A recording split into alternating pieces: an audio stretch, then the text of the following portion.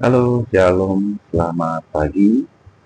Kita ketemu lagi di eh, segmen kali ini masih dengan saya Roland dalam kesaksian nyata.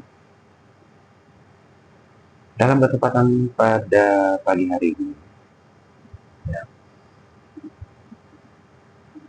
Tuhan Tuhan itu bukan Tuhan yang main-main. Karena kalau kita berpikir bahwa di saat kita sudah melayani Tuhan, di saat kita sudah melakukan pekerjaan yang baik, yang menurut kita baik, ya, kita seringkali merasa bahwa Tuhan pasti mengabulkan doa kita. Tidak, belum tentu. Bahkan seringkali kita berpikir, salah kita apa? Sehingga kejadian demi kejadian menimpa kita secara bertubi-tubi. Bahkan kita seringkali berpikir, kenapa dia ngerjain saya? Kenapa dia ngirim-ngirim sesuatu yang seperti keluh segala macam? Padahal saya tidak berbuat salah kepada orang itu. Sering saya sampaikan bahwa satu hal yang tidak bisa kita hapus dari dunia ini, yaitu apa? Dengki. Dengki tidak bisa kita hapus. Bahkan dari zaman Tuhan Yesus pelayanan di dunia ini, bahkan dari zaman Abraham, Kain dan Habel membunuh saudaranya karena dengki. Nah, hal itu yang menjadi turun-temurun yang tidak bisa kita hapuskan dari muka bumi. Dan itu Tuhan izinkan. Bahkan berbagai macam hal Tuhan izinkan untuk mengetes kualitas daripada iman kita, mengetes kualitas daripada doa kita. Itulah makanya saya bilang, Tuhan itu bukan Tuhan yang main-main. Dulu pernah orang berbicara kepada saya, oh mungkin doa saya ecek-ecek. Tidak ada doa yang ecek-ecek di mata Tuhan. Semua Tuhan dengar. Tapi yang membuat doa Anda seakan-akan tidak naik adalah mungkin yang Anda minta adalah keinginan, bukan kebutuhan. Atau mungkin yang Anda minta adalah untuk mencelakai orang lain. Atau mungkin Anda minta untuk Tuhan segera membalaskan perbuatan orang itu dengan bertubi-tubi. Nah, hal seperti itu yang menyebabkan doa kita bukannya tidak naik, tapi tidak mau Tuhan dengar. Kejadian ini yang saya mau sampaikan, yang mau saya saksikan, terjadi baru sekali. Terjadi pada 2 hari yang lalu.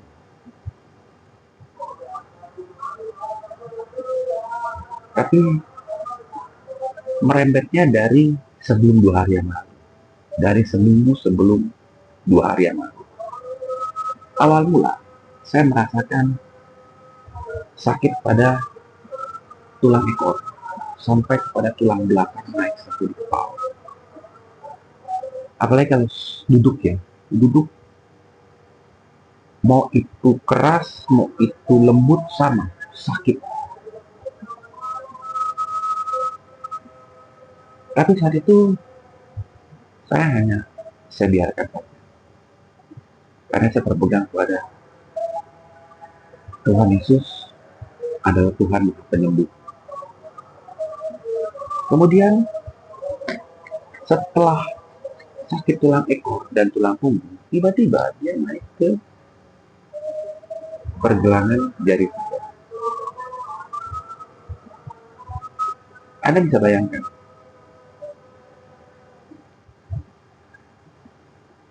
kita kalau secara normally urat bergeser itu sakit, apalagi tulang geser. Itu sakitnya bukan main. Tapi tulang saya di sini bukan hanya bergeser, dia timbul tanpa saya merasakan sakit. Yang saya rasakan cuma apa? Meriang. Tapi tidak, saya tidak jatuh, saya tidak kecelakaan, saya tidak terbentur dengan sesuatu yang keras, tidak kejepit, tiba-tiba bergeser naik. Bisa dibayangkan. Itu pun saya merasa, pertama saya kerasa seperti kutil. Begitu saya raba, bukan kutil, ternyata tulang. Di saat itu saya merasa ada sesuatu yang lain. Tapi tetap, saya berdoa. Tidak ada yang mustahil di tangan Tuhan. Setelah beberapa hari, tiba-tiba, di 2 hari kemarin itu, hari hanya, tiba-tiba kaki sebelah kanan saya itu pas di apa ya, kan kalau kaki itu ini jempol, dan ini kaki ya, kaki. Nah ini jempol, kan ada tulang-tulangnya tuh. Tapi tulang yang nimbulkan yang di tulang yang mengarah ke jempol ya, jempol kaki. Nah, dulu pernah terjadi, dia biru dulu. Tapi setelah kejadian itu saya pembersihan rumah, tiba-tiba keluar biawak menghampiri sakit itu tiba-tiba hilang. Puji Tuhan dibawa sama si biawak itu, sama si roh jahat itu, dengan kuasa Tuhan, dengan si jin Tuhan. Nah kali ini datang lagi, tapi tidak biru, tapi sakitnya sama, sakit kram sampai tidur pun sampai nggak bisa, berjalan nggak bisa, sulit sekali. Sampai saya harus megang-megangkan tembok. Dan saya sampaikan kepada istri saya hal ini. Saya langsung bilang, ini non medis, bukan medis. Pelakunya berbeda, tapi caranya sama. Tapi pelakunya berbeda. Pada malam itu, kami doa. Kami gosok minyak urapan. Kemudian saya minum obat tetap urat. Saya memang punya sejarah asam urat. Tapi kalau asam urat, dia bengkaknya rata. Ini cuma bengkak. Nggak bengkak, malah. Itu nggak bengkak. Seperti kalau merasakan sakit itu seperti kaki kita dipukul pakai balok. Atau seperti Anda habis kecelakaan motor. Nah itu sakitnya. Jadi bukan seperti yang saya rasakan, seperti normalinya asam urat, bukan. Kemudian setelah itu, setelah doa, minyak urapan dan obat-obatan, saya minum obat nyeri, obat penurun bengkak, obat asam urat, tapi tidak kunjung berhenti sakit, malah makin nambah. Waduh. Akhirnya saya bangunkan kembali istri saya, jadi istri saya 2 kali bangun, kita doa lagi, pakai minyak urapan lagi. Dan di saat itu saya teringat. Dulu, waktu saya mengalami kaku, ya, setelah saya pelayanan, jadi ya seperti ada orang mau coba ya, kaku seluruh badan saya bentak. Dan akhirnya sembuh, puji Tuhan. Nah, hal itu saya pernah ajarkan ke istri saya. Dan waktu itu istri saya pernah sakit dan dia bentak. Puji Tuhan sembuh. Dan kali ini, saya lupa. Nah, saat itu istri saya mengingatkan saya. Coba dibentak. Oh iya, saya teringat. Iya ya, dulu pernah. Dan saat itu dulu, itu Tuhan sendiri yang membisikkan kepada saya, bentak. Karena di Alkitab, Tuhan Yesus pun menghardik iblis. Waktu iblis mencoba Tuhan Yesus setelah 40 hari berpuasa. Tuhan Yesus berkata, "Nyahlah kau iblis, hanya kepada Tuhan Allahmu sajalah engkau berbakti." Dan saya yakin saat itu, gaya bicara Tuhan Yesus itu bukanlah gaya bicara biasa. Dengan membentak. Ya. Setelah saya diingatkan oleh istri saya, kemudian saya bilang, oke. Pertama kali saya bentak, puji Tuhan agak turun. Agak turun. Saya doa, saya bentak. Saya bilang, dalam nama Tuhan Yesus, segala macam iblis, setan, santet, guna-guna teluh tidak berhak untuk tubuh ini. Karena tubuh ini sudah Tuhan Yesus meteraikan dengan kuasa darah Kristus. Dan itu saya bentak. Puji Tuhan agak turun. Kemudian saya kembali tidur. Nggak lama kemudian, dia naik lagi. Naik sakitnya lebih luar biasa dari sebelumnya. Waduh, di saat itu saya udah bingung. Saya mau bangunin saya, udah lah. Saya nggak mau ganggu dia lagi tidur. Akhirnya, saya teringat, oh ya bentar. Dan kali ini, benar-benar tapi saya minta bantuan Tuhan. Dalam hati, seperti orang ngebatin, Tuhan, berikan hamba ini kekuatan. Karena hanya kekuatan daripada yang dapat mengusir iblis setan. Dan setelah saya ucapkan itu dalam hati saya, dalam batin saya, tiba-tiba saya merasa seperti di dada saya ini seperti penuh ya. Nggak tahu penuh apa, kayak penuh. Tiba-tiba ada komando, lakukan, bentak sekarang. Di saat itu saya lakukan, saya tunjuk kaki saya tunjuk titik sakit, dan saya bentak, di dalam nama Tuhan Yesus, darah Yesus yang berkuasa. Dengan darah Kristus, dengan bilur-bilur Tuhan Yesus, tubuh ini sudah dimeteraikan, tubuh ini sudah ditebus mahal oleh darah Kristus di atas kayu salib 2000 tahun yang lalu. Sehingga segala iblis setan, jampi-jampi teluh santet tidak berkuasa atas tubuh ini. Karena tubuh ini dari ujung rambut hingga ujung kaki adalah milik kepunyaan Tuhan Yesus Kristus dan sudah dibasuh oleh darah Kristus. Sehingga ini setan, saya bilang, pergi. Dan memang saat itu, seperti yang penuh dalam diri itu keluar. Memang keluar. Yang tadi kerasa penuh itu langsung keluar.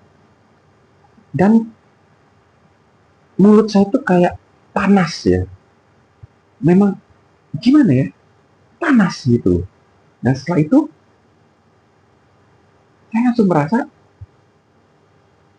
bengkak kaki saya itu kayak lain.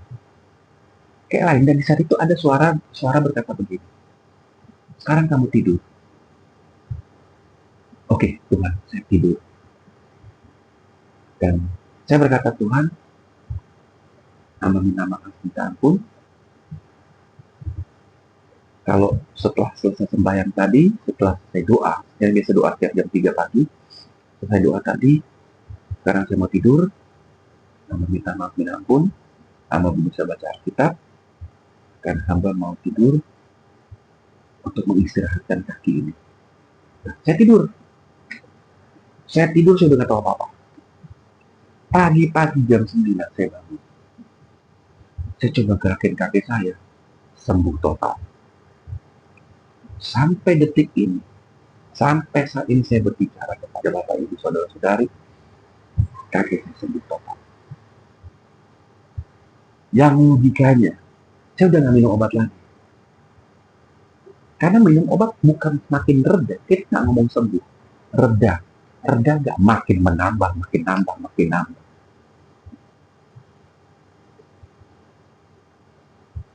Di sini Tuhan ajarkan kita Tuhan. Selain kuasa menyembuhkan, tapi kita wajib meminta kekuatan dari Tuhan untuk menghardik setan, membentak setan, membentak kuasa-kuasa gelap.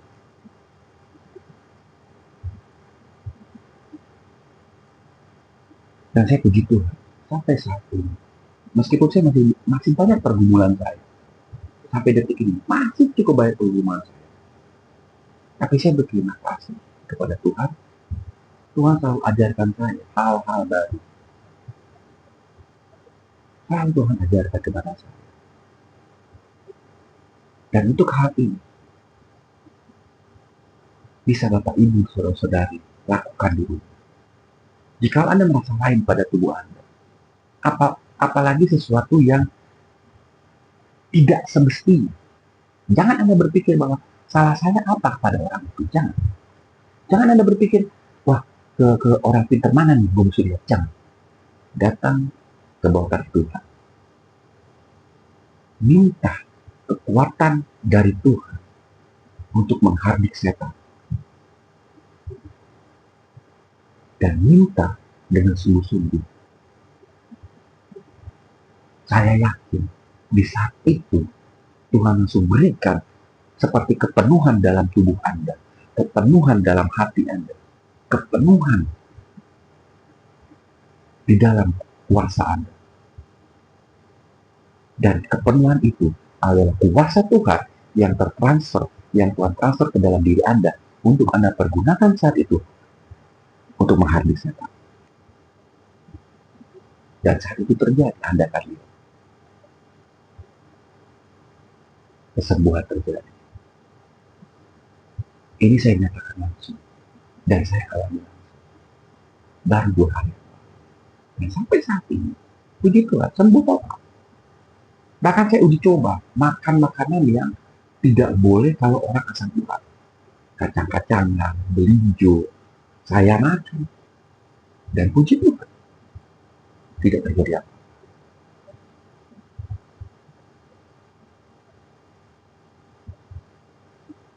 Disinilah kita perlu berserah kepada Tuhan. Dan selalu mengucap syukur, berterima kasih kepada Tuhan, apapun keadaan kita saat ini. Kebanyakan orang hanya mengucap syukur dan berterima kasih kepada Tuhan di saat dia diberkati, di saat jalannya dibuka, bisa diberikan pekerjaan baru, di saat doanya dijawab, atau di saat sakitnya disembuhkan. Tuhan tidak seperti itu. Yang Tuhan inginkan,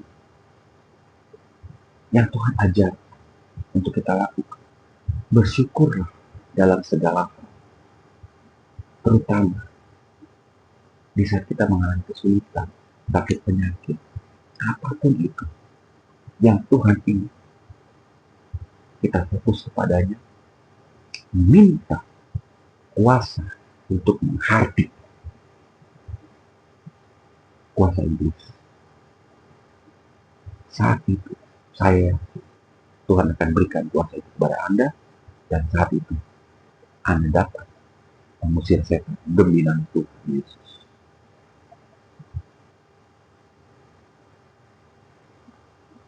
Saat ini saya mau berdoa untuk saudara-saudari, Bapak dan Ibu yang ada di manapun Anda berada saat ini, karena hanya doa yang dapat merubah segala sesuatu.